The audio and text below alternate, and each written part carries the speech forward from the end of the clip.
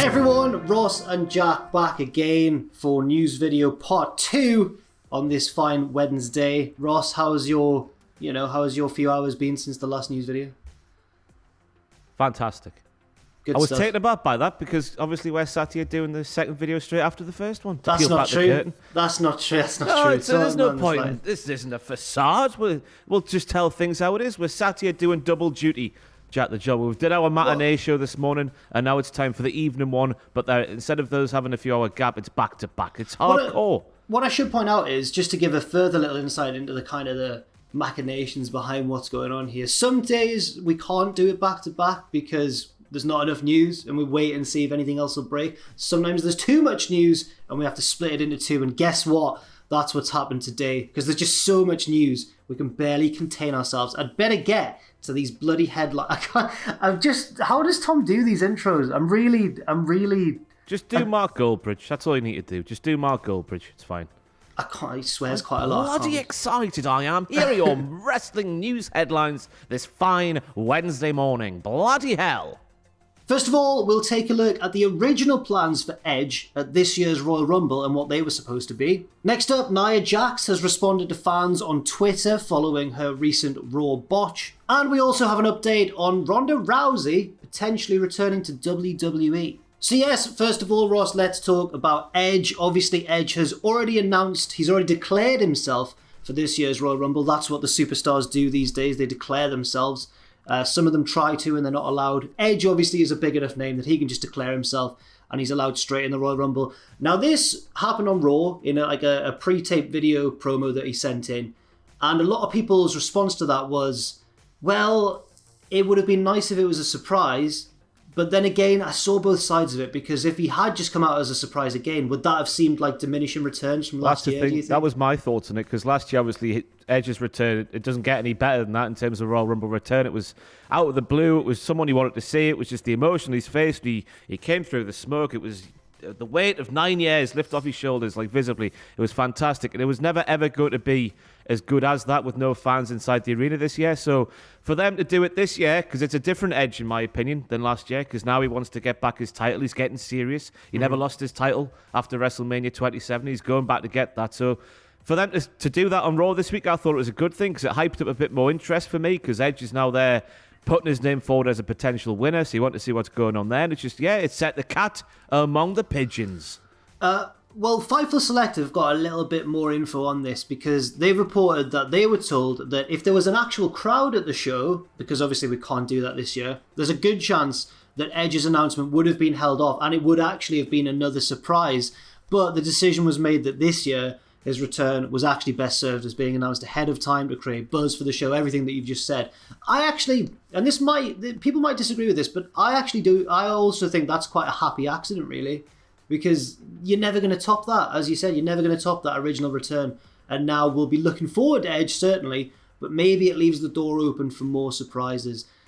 I wonder, now that he's talking about getting the title, is that just a red herring? He can't win the Rumble, surely. This is the thing. Him appearing on Raw this week and saying what he said, and they wouldn't have him say that for no reason, would they? It has just gave you another potential winner, because one thing about this year's Men's Rumble, more than any, I guess, over the last few years or so, is that there's at least 5 people who could win, if not more. And Edge has just added to that list, hasn't he, this week on Raw? I can think off the top of my head, Edge, Goldberg potentially, which would be terrifying. Yeah. Lesnar can always return out of nowhere and do something. I guess there's the possibility of someone like Shinsuke Nakamura, who's recently been flirting with a babyface turn. Daniel Bryan as well. There's quite a few. That's the thing. Everyone's cutting promos now. Brian did the same on SmackDown last week. You were watching his promo thinking, wow, that's a promo you can see put into a WrestleMania promo package when they're doing a big WrestleMania match for the Rumble winner, challenging for a title. Edge has done the same now on Raw this week. Who else is there? There was someone else who's cut one. I forget who it was. But it's good to see a massive field who could potentially win this year.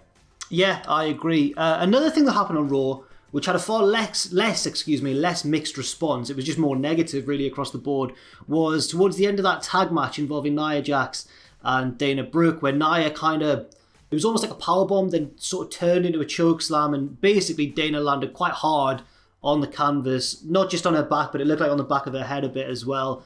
Luckily, I think she's supposed to be fine after that, but of course, when a botch happens and it involves Nia Jax, everybody's quite merciless because, unfortunately, she's, these things have happened quite a lot in matches involving Nia Jax. Now, I did say in the news video with Tom when we reported on this that, it's fine to criticise her for that, and it's fine to criticise whoever in WWE is continuing to let her, pull off spots like this that she can't really consistently do. But there's no malice, really. When people get personal about it, I feel a bit uncomfortable because it's not like Nia's deliberately setting out to hurt people. It's not like she's trying to injure her fellow roster members. But then she's not done herself any favours with this social media response because obviously a lot of people have been tweeting about it. Somebody said, this is someone called Steven on Twitter who said, another Raw, another Nia Jax dangerous spot. Hopefully Dana Brooke isn't hurt. Nia responded, crying laughter face. Glad to see I'm still living rent-free in all you weak-ass losers' heads. Someone else, Alex McCarthy of TalkSport tweeted a gif of it and just put Jesus. And then Nia responded, crying laughter face. A thread of whiners. Love to see it. Is she healing it up? What's going on here then? I guess she is healing it up, which, more power to her. But again, I don't know what you make of this at all, because it just seems to happen on a regular occurrence. And we're sat here again on a news video going, Nia Jax botched, somebody potentially got hurt. Has Dana Brooke spoke about the issue? That's one other thing I should say, because I swear there was an instance not too long ago where it was reported that something went wrong involving Nia Jax, but it wasn't actually anything to do at all whatsoever. So sometimes I think people see things and then jump to a conclusion just based on other previous incidents, and that's unfair on Nia. But again, I just think it's a nice shift in wrestling fans' want, because you go back to the late 90s. We wanted blood, we wanted guts, we wanted chair shots to the head, we wanted everyone to die, Foley getting thrown off a big cage and all that stuff. But now we just have a genuine sort of concern for wrestlers putting their bodies on the line for the sake of our entertainment. And if Nia is just healing it up, I guess fair play to her, because that's what she should be doing as a professional wrestling heel. But on the flip side of things, does that come across that she's not taking it seriously? You would hopefully think not. Yeah, I'd like to think that she spoke to Dana and said, is it all right if I tweet this? And Dana went, yeah, that's fine. That would be ideal in my mind. But, and again, we're sat here, two lads who have never done the wrestling, never took any kind of bump like that. We don't know if Dana's actually hurt. We don't know if these reports are factual or not. It's it's a weird one to sort of have 2 pence in on, if you know what I mean. It's we don't know all the facts, do we? That's very true. Right, we'll move on to another story now concerning AEW. Basically, well, the headline that Tom's provided me with here is top AEW star considers retirement, but it could also easily be top AEW star has world title ambitions, Ross. It's Miro. It's your boy, Miro, formerly known, of course, as Rusev in WWE. Ooh. Call me fickle, Jack, but I'm not a fan of Miro. Is this because of his kind of lower standing in the AEW pecking order? I just don't know what they're doing with him. I don't understand it. I obviously understand that his gimmick is now Twitcher, video gamer and stuff, but it's not landing for me. He's capable of so much more. We saw this in WWE when you just let him be natural and let him be like very bubbly and just funny and endearing, and just naturally he's just a fun performer to watch. And this, what they're doing at the moment, it's not landing with me. But I might be in the minority there. Potentially. I'll read what he said on a recent Q&A on his own Twitch stream. He was asked about retirement, and he said, when the time is right, I've said that before, I can guarantee you that if I don't become AEW champion, I'm going to probably retire. Not probably even, I will retire if I don't become AEW champion. Do you know what that means? That means I'm going to become AEW champion. I feel like this is the first time that Miro's actually acknowledged the AEW World Championship. Yeah, I don't think this is just listen to the quote there. I don't think this is someone saying they're going to retire. This is just someone saying, I am going to definitely win the AEW World title. There's no chance it's not going to happen. If I don't win it, I will retire. I think it's just him saying he's going to win the title in the future. For me, that's a little bit reassuring, because when Miro first debuted, I thought, can everyone just hold their horses? Yes, he's not as high on the card as we'd like, but, Lance Archer went straight in and got a title shot and lost. Brody Lee went straight in and got a title shot and lost, although obviously he then won the TNT Championship later on. But I felt like if Miro was going to get a world title shot straight away and then Moxley just beat him, then, it would have been another example of maybe someone getting knocked back too early. Yeah. So I was like, don't worry, everyone, it's going to be fine. And then as the months dragged on, I thought, maybe they should start pushing Miro now, maybe now. Yeah. And I started to get a little bit worried. This is a little bit reassuring, because maybe it implies that is eventually going to happen. Maybe once this whole wedding angle's out of the way. I don't really know, but can you see? Do you think this is just him riffing Or do you think this is actually a plan for the future? I think this is just him riffing in his spare time. But thankfully, they've made it very clear on Dynamite and whatever that the best man moniker isn't just for the wedding. He is just the best man in AEW. So there's many directions you can go with that nickname and the gimmick and all that stuff. So I just hope they turn him babyface, me. I was just sat there thinking, you've watched him in WWE. Get over properly, good and proper as a babyface. Go back to WrestleMania 34 time and the entire arena was chanting his name before he took the pinfall in that United States title match. WWE didn't tap into that for whatever reason. I know he wasn't one of their guys they wanted to push as a babyface, and they're always doing stuff like that. It's who they want to get over. But surely Tony Khan must have been watching that thinking, bloody hell, we can make some money here with Rusev or Miro as a babyface. Yeah, I'd agree as well. It's an interesting one, and I don't really know which direction it's going to go in. Another wrestler whose future's a bit up in the air is obviously Ronda Rousey. She left after losing to Becky Lynch in the main event of WrestleMania, and hasn't really been seen in wrestling since. But if she were ever to return, you can guarantee it would be huge because she's a huge name and also turned out to be, very good at the wrestling. TMZ Sports recently asked Stephanie McMahon about Ronda's future with WWE. And this is what Stephanie had to say. She said, Ronda's been very public that she'd like to start her own family. Once she does that, our doors are absolutely open, our arms are open. We are very hopeful that Ronda will come back home to WWE. Ronda has been public before about wanting to have a family, and I guess Stephanie's banking on her still wanting to do the wrestling once she's started a family of her own. Yeah, it's a weird. She had the impregnation vacation, I think she called it a while ago. Ronda, I don't know what good on her, I guess, for wanting a family. It's what she wants to do with her life. I don't think we can sit here as wrestling fans saying, "Hurry up, Ronda." Oh, man, we've got to watch you at WrestleMania and stuff like that. It's it's a weird thing to have an opinion on. It's do whatever that makes you happy, Ronda. If it's wrestling, it's wrestling. If it's having a family, it's having a family. I like her farm. She has a nice farm. She has a nice donkey. Oh, does she? She takes her donkey for a walk down the road. It's lovely content on her YouTube channel. I watch it quite regularly. Has she named the donkey like Alexa Bliss named Larry Steve? There is a name for the donkey. There is a name for the donkey, but I can't remember what it is. Well, hopefully Ronda, I guess all we can really say here is hopefully Ronda does what she wants and is happy doing that. If you're going to try and infer something, I don't know if was Stephanie asked the question about Ronda. Stephanie was asked this by TMZ Sports. Oh, right, so it wasn't Stephanie just putting a name out there in the universe. No. Yeah, maybe we can't infer too much from it. Yeah, just keep Ronda happy. Why not? Yeah, Ronda is of course probably somebody who would be regarded as a big name to have at WrestleMania. Sportskeeda have recently learned from an inside WWE source, apparently, that, well, this is some news regarding other big names at WrestleMania, and I'll just read what it says here. It's quite, if it's true, it's quite something. It's something we all suspected, but it's strange to hear it spelled out in front of us. Again, if this source is to be trusted.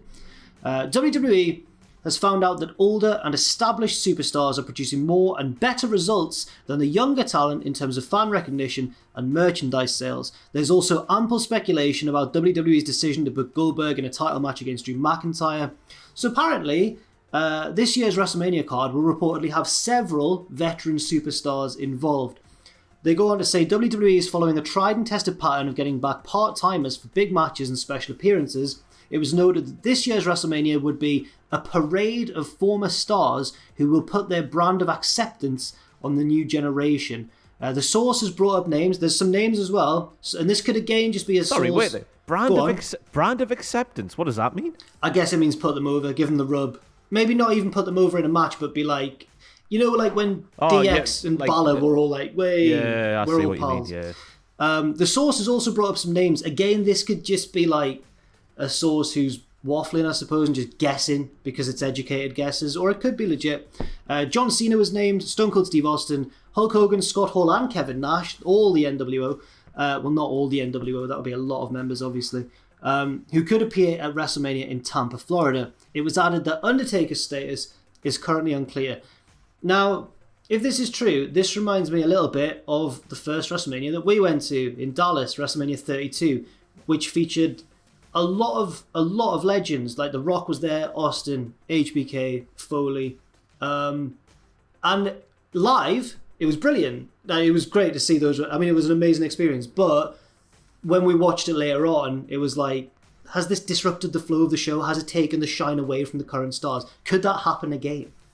Yeah, if all those names that are reported there do appear, it's I just heard the name Stone Cold Steve Austin there, and obviously it can't be a match because he said multiple times that he's just never ever going to wrestle again. And I think he's an exception in the trend of wrestlers coming back. I think he's done. I think he's finished. And especially hearing Undertaker as well on the Joe Rogan podcast, he just sounded finished as well, getting his new hips and all that malarkey. So it is a strange one because obviously. You're just thinking about the future, aren't you? If they're not going to create new legends, where do we find ourselves in 10, 15 years' time? It's a strange one. Why don't they just... We've done so well with Drew McIntyre over the past year, and they still haven't buggered it up. We've made a mess of The Fiend this time last year with Goldberg in Saudi Arabia. Just put more stock in the people of today. Why not? I guess I can't see from their perspective, with WrestleMania being what it is, having the names that are, I don't want to say household names, but more household than the wrestlers are today. It's a weird one to sort of try and dissect, isn't it? It is. I guess time will tell. Maybe we'll get some clues at the Rumble as well, because when Goldberg wins and eliminates 29 of the men, that should be some indication. No, I'm only joking. I don't want to put that out into the universe, but you never know. You just hope that, like, if we do have several matches with legends, that the people who they're against are like today's generation, and the today's generation does win, and you've got new household names, because people who aren't watching the wrestling are going, hey, you see that guy who beat John Cena in really like amazing fashion? I better watch him and see where he goes from here. So hopefully that's what they do, and we don't just see Goldberg and Kevin Nash as your two world champions coming out of WrestleMania. Oh, that would... Nothing against Big Sexy, but you know what I mean. I know what you mean. Well, that's it for this news video. Thank you, everybody, for watching. Thanks, Ross, for hosting it with me as well. Leave your thoughts and opinions in the comment section down below. And take care out there. We'll see you very soon. Goodbye.